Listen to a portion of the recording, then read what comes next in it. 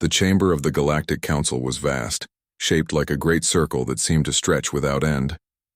The ceiling glowed with soft white light, and giant banners of different species hung across the walls. Hundreds of seats curved around the center where the main platform stood. On this day, the chamber was louder than ever. Voices clashed in every direction. The fate of entire worlds was being debated, and fear lingered in the air. The Corran Empire had sent their demand. They wanted recognition of their claim over new colonies. These were not peaceful settlements. These were planets that the Corran had taken by force. Many in the chamber knew of this truth, yet they hesitated to speak it. The Corran were old, powerful, and cruel in their ways. Few species dared to stand against them. Most only wanted peace, even if that peace was built on silence. In the front rows sat the council leaders of various species. Tall and thin beings with glass-like skin whispered with short reptilian diplomats. Small furred envoys sat nervously beside towering avian leaders. They all shared one thing in common. Their eyes never strayed too long toward the humans seated near the back. Humanity was still new to the council, a species young compared to the others, yet known for their boldness. Some admired them, others feared them. On the main platform, a silver being named Relnor spoke with heavy words. He was the speaker of the council, chosen for his calm nature. "We meet to discuss the Corran demand," he said in a clear voice. "They request territory and resources as the price of peace. Many lives have already been lost in their advance. We must decide if we continue to resist or if we grant their terms," his words echoed, and silence briefly filled the chamber before the storm of debate returned. One delegate rose, a scaled diplomat with a crest of red running down his head. "We cannot fight them," he declared. "If we deny their request, they will burn more colonies. Our fleets are too weak. The Corran cannot be stopped by force. It is better to lose a few planets than to lose the galaxy." His words drew nods from some species, especially those who had suffered in past wars. Fear was stronger than courage for many. But another voice broke in, sharp and stern. It came from a crystalline envoy whose body shone with blue light. "Are we to reward murder with gifts?" she demanded. "If we agree to this, then no law has meaning. Tomorrow the Corran will take more. Will we yield again and again until nothing remains?" Her words brought murmurs, but most lowered their eyes. Few wanted to admit she was right. It was easier to stay quiet. The debate dragged on. One after another, envoys gave speeches. Some spoke of fear, some of survival, some of duty. Yet no agreement came. The chamber grew restless, the noise rising higher with every passing minute. At the edges of the chamber, human representatives remained seated. They did not join the shouting. They did not rush to speak. They only watched and waited, their silence becoming more noticeable with each moment. In the corner sat Commander Lewis, the chosen voice of Earth. He leaned forward, his hands folded together, his eyes steady on the center of the chamber. He could hear every word, every excuse, every act of cowardice. He could also feel the tension. Many species wanted someone to stand up against the Corran, yet none dared. Humanity had been invited into the council only years ago, and some still doubted their place. But Lewis knew the truth. The time for silence would end soon. The Corran themselves had not yet spoken, but their presence was heavy. Their leader, a tall and armored figure with dark eyes, sat calmly near the front. He seemed almost amused by the chaos around him. Every argument, every cry of fear only fed his confidence. For him, this council was already decided. He believed the galaxy would once again bow before the Corran. His smirk never left his face. Finally, the speaker raised his voice again. "Enough," Relnor said. His silver form gleamed as the chamber quieted. "The council cannot remain divided. We must hear from every major delegate before a path is chosen. Even the humans who are newest among us must speak." All eyes turned at once. The chamber grew tense. Whispers spread through the seats. Many were curious, some doubtful. What could humans possibly say that would change anything? Commander Lewis did not rise yet. He kept his calm posture, but inside he knew this was the moment. Humanity had not come to this chamber to hide. They had not come to trade away their principles for false peace. The Corran had taken lives, destroyed homes, and treated it as their right. Lewis would not forget it, and neither would humanity. Soon his voice would be heard. For now, the council sat in uneasy silence. The weight of the decision pressed on everyone. Would the galaxy give in to fear, or would it finally resist? No one knew. But one thing was clear. The humans were waiting, and when they finally spoke, the entire chamber would listen. The chamber doors opened with a deep sound that echoed through the hall. Every eye turned toward the entrance. A single figure stepped inside, moving with calm steps. It was Commander Lewis, the human delegate. He wore no flowing robes, no armor, no shining symbols of rank. His uniform was plain gray, marked only by a small emblem of Earth on his chest. He carried nothing more than a datapad in his hand. Compared to the grand displays of other envoys, his appearance seemed simple, yet his presence drew attention at once. The voices that had filled the chamber moments before faded into a heavy quiet. Some delegates leaned forward with curiosity. Others whispered among themselves, their expressions cautious. The humans were still new to the Galactic Council, and most species did not yet know what to expect from them. They had heard stories of human bravery in battle, of human fleets that fought even when outnumbered. But stories were not the same as seeing one stand before them. The Corran leader, seated near the front, narrowed his dark eyes. He studied Lewis with a mixture of contempt and amusement. To him, humans were young and reckless, a species that still believed courage could change the balance of power. He gave a small smirk, as if already certain that the human would bring nothing but empty words. Commander Lewis reached the center platform and stopped. His boots clicked softly against the polished floor. He looked around the chamber, letting his eyes meet those of the delegates who stared at him. There was no fear in his face, no hesitation. He stood straight, calm but firm, as if he carried the weight of every human colony on his shoulders. The Speaker of the Council, Relnor, gave a slow nod. His silver body shimmered as he addressed the human. "Commander Lewis," he said, "you have been called to speak on behalf of your people. The Corran have made their demands clear. They request territory and resources in exchange for peace. The Council seeks your voice before we decide." Lewis inclined his head respectfully. "I will speak," he replied, his voice steady. Before he could continue, the Corran leader rose from his seat. His towering frame cast a shadow across the chamber. "Why waste our time?" he growled, his deep voice carrying through the hall. "This human has nothing to offer but noise. Their fleets are small, their worlds young. They should be honored that the Corran even permit them to speak here." His words drew uneasy murmurs. Some delegates lowered their eyes, unwilling to challenge him. Lewis did not answer immediately. He simply turned his gaze to the Corran leader and studied him with calm eyes. Then, without raising his voice, he said, "I will speak when it is my turn." The words were simple, but the tone carried weight. For the first time, the Corran's smirk faded slightly. The speaker raised his hand, silencing the whispers.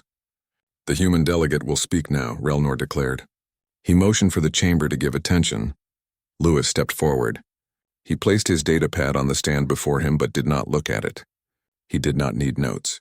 His words had been formed long before he entered this hall. "I have listened to the debates," Lewis began, his voice carrying clearly across the chamber.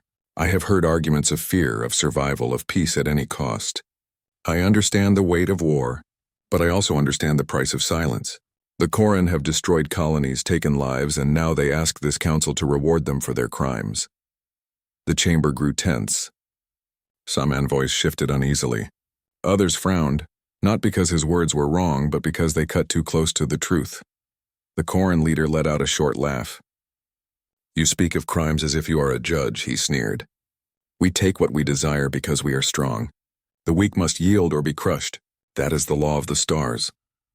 Lewis turned his head toward him, his expression unchanged. "That may be your law," he said calmly, "but it is not ours."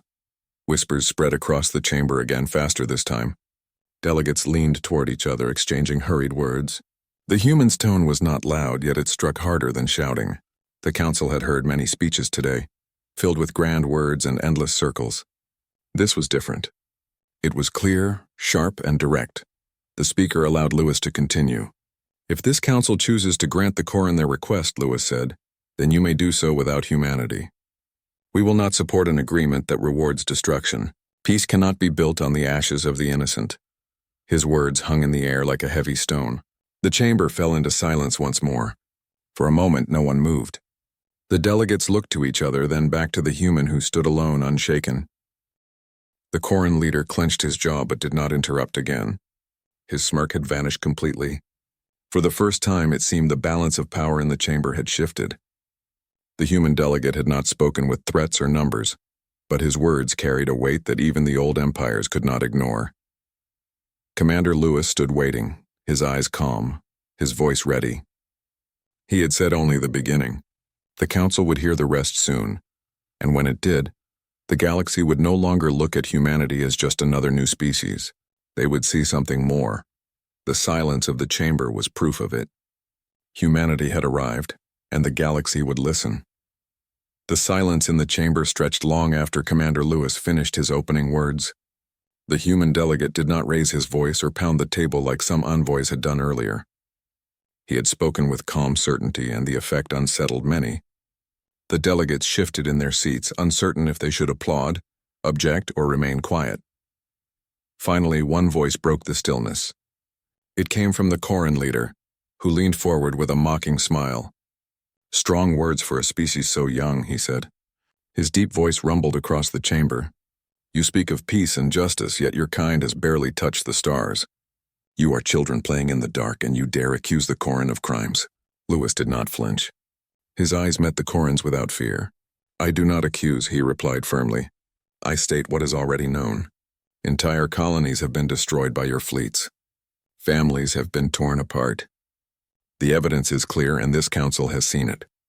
You may deny many things, but you cannot deny what the galaxy has already witnessed." A ripple of murmurs spread through the chamber. Some envoys nodded faintly, remembering the reports, the images, and the broken refugees who had escaped Corran attacks.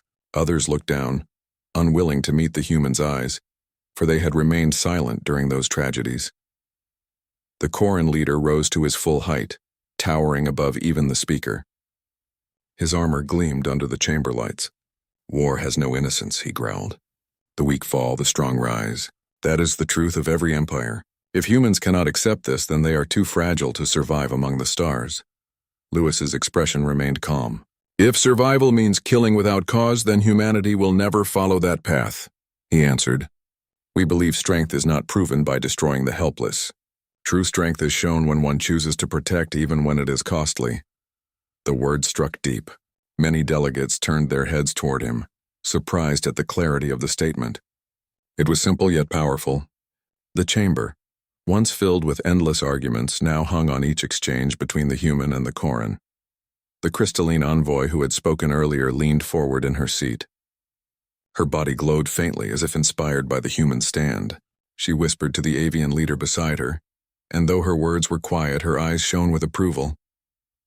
The Corran leader let out a sharp laugh, though it sounded more forced than before. "You speak of ideals as if they are shields," he said. "But ideals cannot stop fleets. Ideals cannot destroy warships. The Corran have power, and that is why we rule." Lewis slowly lifted the datapad from the stand and pressed a button. The chamber lights dimmed, and the screens above the platform flickered to life. Images appeared clear and sharp. They showed burning colonies, shattered cities, and broken ships drifting in space. They showed the aftermath of Corran attacks, not from human records alone, but from dozens of species who had been struck by their fleets. The council could not look away. "These are not human claims," Lewis said quietly as the images continued. "These are the voices of many. The Corran call this power. We call it murder. And if this council chooses to reward it, then what hope remains for justice in this galaxy?" No one spoke. Even the loudest envoys who had once argued for compromise found no words. The weight of the evidence filled the chamber like a heavy stone. The speaker, Relnor, shifted in his seat. His silver face reflected the glowing images above. "The council has long known of these reports," he said slowly. "But fear has silenced us. Perhaps now we can no longer remain silent." The Corran leader's smirk vanished. His hands clenched into fists. For the first time, he looked unsettled. The human had not shouted, had not threatened, but he had turned the entire chamber against him with truth. Lewis stepped back from the platform, his voice calm but unyielding. "The choice is not mine alone. It belongs to this council. But know this, humanity will never bargain with murderers. If the council chooses surrender, humanity will walk away. We will stand alone if we must, but we will not bow." The words struck like thunder. The chamber did not erupt into argument as it had before. Instead, it fell into deep silence. Delegates stared at each other as if uncertain how to respond. The weight of decision pressed harder than ever. The first clash of words was over, but its effect lingered. The council had heard the human voice, and it could not be forgotten. The Koran, for all their power, had finally met resistance that no amount of force could crush. Commander Lewis stood calm, his eyes steady. He had spoken the truth, and the chamber would now have to face it. The chamber remained silent after Commander Lewis's last words. The delegates looked to one another, some with shame in their eyes, others with fear, but all of them understood what had just been said. No one had dared to speak so directly against the Koran before. No one had dared to call their actions what they truly were. Humanity had broken that silence. Lewis stood firm in the center platform, his hands resting calmly at his sides. He did not need to shout to be heard. His quiet voice already carried the weight of truth, and the silence of the chamber made every word more powerful. The council believes this is a matter of survival. Lewis began again, his gaze sweeping across the circle of delegates. But I say it is more than that. This is a matter of dignity, of honor, of justice. If we surrender to the Koran today, then tomorrow there will be another demand, another planet taken, another life ended. Surrender does not bring peace. It only invites more chains. The crystalline envoy, her body glowing with soft blue light, nodded slowly. Several others followed, though carefully, as if afraid to show support too openly. The Koran leader rose again, his armored figure towering over the council floor. His voice rumbled with anger. "And what do you suggest, human? That the council rise to war? That we spill more blood to defend weaklings who cannot defend themselves?" Lewis turned his eyes to the Koran. "You call them weaklings. We call them neighbors. We call them allies. Humanity does not measure worth by how many fleets one commands. We measure it by the lives we protect. If the Koran believe they can take and kill without consequence, then you are wrong. You may think humanity is young, but we have learned enough. And what we have learned is simple. We do not bargain with murderers." The last word struck like a hammer. The delegates froze. The chamber filled with a heavy stillness, and even the speaker sat motionless. The words carried no threats, no boasts, only finality. Lewis raised the data pad once more, but this time he did not show images of ruins. Instead, the screen displayed a list of colonies, worlds where humans had fought to survive, worlds rebuilt after disasters, worlds defended by ordinary people who refused to give up. The images showed children playing, farmers planting fields, miners returning home after long work, soldiers standing watch at distant borders. These were not symbols of conquest. They were symbols of resilience. "This is what we fight for," Lewis said, his voice low but steady. "Not conquest, not glory, not power. We fight for homes, for families, for those who cannot defend themselves. If the Koran seek to crush that, then humanity will stand against them, whether alone or with allies. That is our warning and our promise." Whispers spread through the chamber, but they were not like the whispers before. These carried weight and thought. Delegates leaned closer to one another, speaking of what they had just heard. Some felt shame for their silence, others hoped that perhaps not all was lost. The Koran leader slammed his armored hand against the railing before him. The sound echoed like thunder. "You dare speak of warning to us? You are nothing. Your worlds are few, your fleets smaller than ours. If you stand against the Koran, you will be destroyed, and your people will burn like all the others." Lewis did not flinch. His eyes met the Koran's, calm and unyielding. "Then you will find us standing on the ashes, still fighting. You may burn our homes, but you will never make us kneel." The words hung in the air, sharp and final. The delegates stared at the human, their hearts caught between fear and respect. No one had ever spoken to the Koran in such a way inside the council chamber. No one had dared. The speaker slowly rose from his seat. His silver body shimmered under the light, his tone steady. "The words of humanity have been spoken. The council must weigh them. What has been said cannot be undone." Lewis stepped back from the platform, his posture straight, his eyes forward. He had said all he needed. There was no need for more. The council would either find its courage or it would fall into shame. Humanity had drawn the line, and there would be no moving it. As he stood there, the silence deepened. Delegates who had once argued for compromise now avoided looking at the Koran. Their confidence was shaken. For the first time, they saw that yielding to the Koran was not safety. It was only delay. Humanity had spoken the truth they had all tried to avoid. The Koran leader sat back heavily, his jaw tight, his eyes burning with restrained fury. He was used to fear, used to obedience, used to silence. But the humans had given none of these. Instead, they had given warning. a promise carved not in threats but in conviction. The chamber remained frozen, each delegate weighing the choice before them. And through it all, Commander Lewis stood quietly, the living voice of a species that refused to bow. The chamber, which had so often been filled with clashing voices, now stood in a silence that felt almost alive. Not a single delegate moved. The banners above hung still, the glowing lights reflected on faces that showed confusion, fear, and wonder. The human's words had fallen like a hammer, breaking the endless noise of excuses and hesitation. Commander Lewis remained where he stood, calm and unmoving. He did not seek approval, nor did he ask for praise. His warning was not for applause. It was a truth laid bare before the galaxy, and truth did not require decoration. The silence grew heavier with each passing second. Even the smallest sound seemed loud. The faint hum of the lights, the soft rustle of robes, the shifting of a chair. Delegates glanced at one another but quickly turned away. None wanted to be the first to speak. The Corran leader, seated with his armored fists clenched, tried to break the silence. He let out a low laugh, sharp and cold. "Do you see, Council?" he said, his voice cutting through the stillness. "This human has poisoned your minds with weak words. They believe courage can win wars. They believe ideals can shield them. Yet when our fleets arrive, when fire rains from the skies, will these words protect them? No. They will fall just as all others have fallen before." His attempt at control rang hollow. The silence that followed was not the same as before.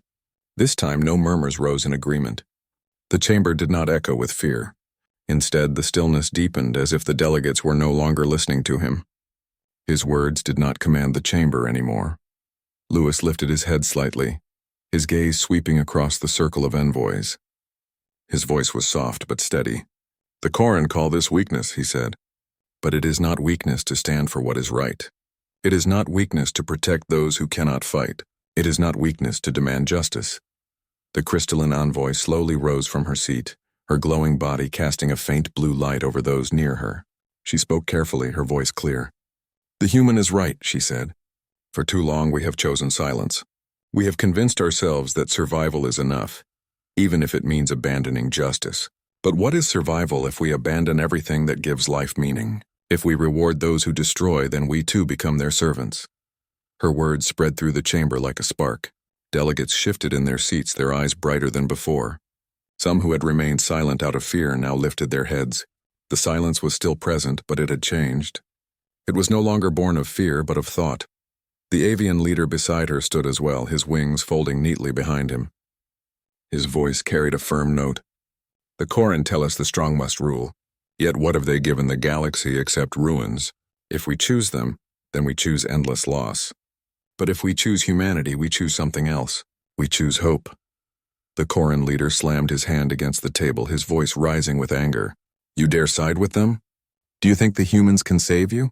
Do you think their fleets will protect your worlds? They will fall first, and when they do, the rest of you will follow." But the words no longer carried the same power. Many delegates did not lower their eyes as they once had. Instead, they looked toward Lewis, toward the human who had stood alone against the storm of fear. His quiet certainty seemed stronger than the Corran's threats. Lewis did not answer the Corran this time. He only said, "The choice is yours." Then he stepped back, letting the silence return. The Speaker of the Council rose slowly, his silver body gleaming under the light. His voice was calm, but there was a weight to it. "The chamber has heard all voices. The decision before us is no longer one of simple politics. It is one of truth. We must decide if justice has meaning, or if we will surrender it to fear." The delegates sat in heavy silence. Their hands folded, their eyes distant, their thoughts deep. No more speeches filled the air. No more excuses rang through the chamber. It was as if the human warning had stripped away the layers of confusion and left only the core question behind. Outside the chamber, the galaxy waited. Fleets stood ready in the dark. Colonies wondered if the Council would defend them or abandon them once more. Refugees prayed for an answer. The future of countless lives rested on the silence inside this hall. The Corran shifted in his seat, frustrated. He was used to fear, to obedience, to immediate surrender, but now the silence worked against him. It was no longer submission. It was resistance waiting to be spoken aloud. Commander Lewis stood quietly, his eyes steady, his posture unshaken. He had given his warning, and the silence that followed proved its power. Humanity had not shouted. Humanity had not threatened. Humanity had simply spoken truth, and the council could not escape it. The silence stretched on, not as weakness, but as the first step toward change. The chamber remained heavy with silence. The weight of Commander Lewis's words had not lifted, and every delegate knew that the moment of decision had come. The Corran leader sat rigidly, his eyes scanning the council floor as if trying to force obedience through sheer presence. But the fear that had once ruled the chamber had begun to fade. Humanity's courage had unsettled even the strongest of empires. The speaker, Relnor, raised his hands, signaling that it was time to begin the vote. "Delegates," he said, "we have heard all arguments from fear to defiance.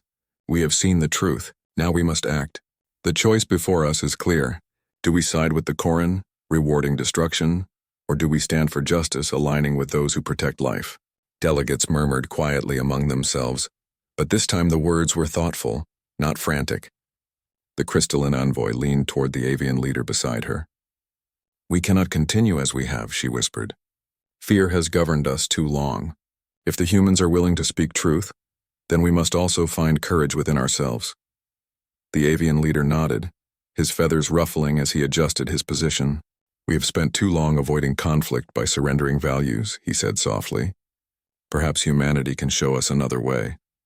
In the corner, a small delegation of furred beings huddled together.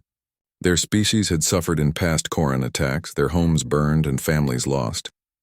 One of them spoke, his voice trembling but firm. "We will not let our suffering be meaningless," he said. "We will side with those who defend justice. We will not reward murderers." The Corran leader's dark eyes flashed with anger. He rose to his full height, his voice booming. "You dare betray the Corran?"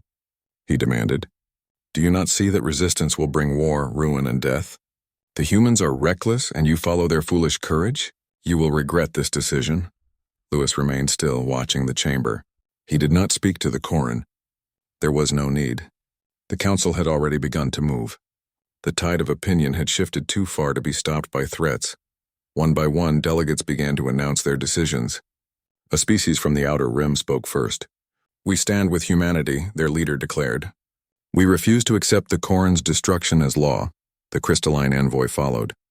"We also stand with humanity. Justice must be preserved." A few more voices joined, their tones quiet but firm. "We cannot side with those who destroy," said the avian leader. "We choose life, not fear." The chamber filled slowly with one decision after another. The Corran leader slammed his fists, attempting to interrupt, but his words fell on deaf ears. The council had found its voice, guided by the human warning. The smaller species, long overlooked and silent, were now rising with courage. "We will not be silenced any longer," one said. "We side with humanity and justice." Even the speaker, Relnor, leaned forward. His voice carried authority as he addressed the chamber. "The council has spoken," he said. "It seems clear that fear will no longer govern us. Humanity has reminded us of our duty. The choice for justice has been made." The Corran leader roared in anger, slamming the table again. "You fools," he shouted. "You have no power to stop us. Do you think your votes can save you when our fleets arrive? You will all burn." Lewis finally stepped forward, his voice calm and steady, cutting through the Corran's rage. "You are mistaken," he said. "Your power may be great, but it is not unlimited. Your fear has controlled too many for too long. Today the council chooses another path. Today you see that even a small species standing with truth and justice can shift the galaxy." The chamber remained quiet, not because the Corran were defeated, but because the council had found its courage. They had chosen to stand with what was right, even against a mighty empire. The Corran leader glared, his dark eyes narrowing. He could not comprehend a species that would stand firm in the face of his power. Yet the council's resolve was clear. Humanity had drawn the line, and the galaxy had chosen to follow. Commander Lewis stepped back slightly, his posture relaxed but confident. He had not demanded this decision. He had only spoken truth. The council had listened and acted. Humanity's stand had given the other species courage to do the same. Outside the chamber, fleets waited, worlds held their breath, and the galaxy watched silently. The choice had been made. The council would no longer bend to fear. They had chosen justice, and they had chosen to honor life. The Koran could threaten, they could rage, but the council had spoken. For the first time, the chamber felt lighter, as though a heavy weight had been lifted. The delegates looked around at each other and finally at humanity. They saw strength, not in weapons or numbers, but in conviction, courage, and the refusal to compromise with evil. The Koran leader retreated from the council floor, seething with frustration. He could not break their unity. He could not bend their resolve. The humans and their allies had drawn a line that would not be crossed. Commander Lewis remained standing, his calm eyes surveying the chamber. He had not needed to shout, to threaten, or to coerce. His words had been enough. Humanity had reminded the galaxy that courage, justice, and truth were stronger than fear. The council had made its choice. It was a choice that would shape the galaxy for generations. Humanity had spoken, and the council had finally listened. The chamber of the Galactic Council was still, but the atmosphere had changed. The fear that had once hung over the delegates like a dark cloud was gone. In its place was a sense of resolve, a quiet determination that had not been seen in decades. Humanity's stand had not only spoken to the council, it had awakened it. Commander Lewis stood at the center platform, calm and steady. His eyes swept across the room, observing each delegate. He had said what needed to be said. He had shown the council that courage and truth mattered more than fear and compromise. Now the results were clear. The council had chosen life and justice over submission and cowardice. The Koran leader sat back in his chair, his expression a mix of anger and disbelief. He could not understand why his threats had failed. For centuries, fear had ensured obedience. Entire worlds had yielded to his power without question. But humanity had not yielded. Humanity had not bowed, and the council had followed their lead. Relnor, the speaker, rose once more. His silver body shimmered under the lights, and his voice carried the authority of the chamber. "The council has spoken," he declared. "We will not reward destruction. We will not grant the Koran their demands. We stand for justice, for peace, and for life. The galaxy will remember this day." The chamber erupted, not in chaos, but in firm agreement. Delegates stood, voices raised in support of the decision. The crystalline envoy's light glowed brighter, and the avian leader's wings rustled proudly. Small species, long silenced by fear, now spoke openly, declaring their commitment to justice. One by one, the voices joined together, creating a chorus that reverberated through the chamber and beyond. Lewis remained quiet, observing, letting the council speak for itself. He had not come to dominate or take credit. He had come to remind the galaxy of something it had almost forgotten. Humanity had fought wars, faced countless threats, and survived despite overwhelming odds. They had learned that true power was not in destruction but in the courage to stand for what was right. The Koran leader rose abruptly, his voice loud and full of fury. "You think this changes anything?" he roared.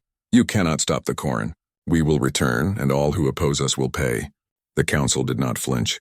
One by one, delegates stepped forward to speak, their voices calm but unyielding. "Your threats will not sway us," said the avian leader. "We will defend life. We will defend justice. The galaxy is no longer yours to command through fear." A smaller species, long oppressed and overlooked, added their voice. "For too long we have suffered in silence. Humanity has reminded us that courage is stronger than fear. Today we choose to stand with life." The Koran leader's armor clanged as he slammed a fist against the floor.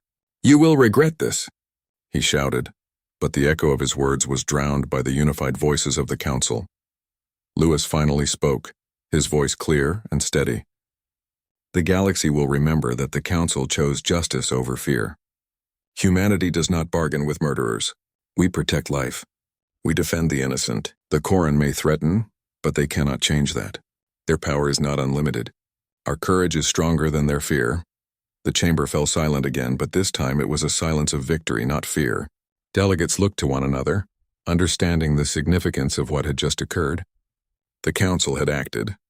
They had chosen to defend what was right, even against the threats of a powerful empire. Humanity had not acted alone, but it had led the way. Outside the chamber, messages spread across the galaxy. Fleets prepared for battle, colonies strengthened their defenses, and refugees dared to hope. The decision of the council was not just a vote. It was a declaration. The galaxy would no longer allow fear to rule. The Koran would no longer believe that power alone guaranteed obedience. Humanity's voice had shifted the balance. The Corran leader glared at the council, his rage simmering. He understood finally that he could not dominate as he had before.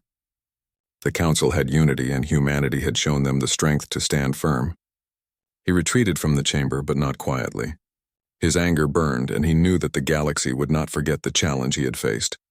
Lewis remained standing, calm as ever. He had spoken the truth, and the council had chosen to follow it. The humans had not bargained, they had not yielded, and they had not threatened. They had simply reminded the galaxy that courage, justice, and life were more important than fear and submission. Delegates began to leave the chamber, some walking proudly, others quietly reflecting on the lessons learned. The council would meet again, but the memory of this day would remain. Humanity had proven that even a young species could inspire change, could lead the galaxy toward justice, and could stand firm in the face of threats that others might have obeyed. As Lewis exited the chamber, he looked back one last time. The council was alive with discussion, but the fear that had ruled for so long was gone. Humanity's stand had not only defended its own principles, but had reminded the galaxy of the power of courage. The council had learned a lesson that no empire could erase. Humanity did not bargain with murderers, and those who faced them would have to do so on their own terms. The chamber doors closed behind him, and the echoes of unity and courage remained. Humanity had stood, the council had followed, and the galaxy had changed.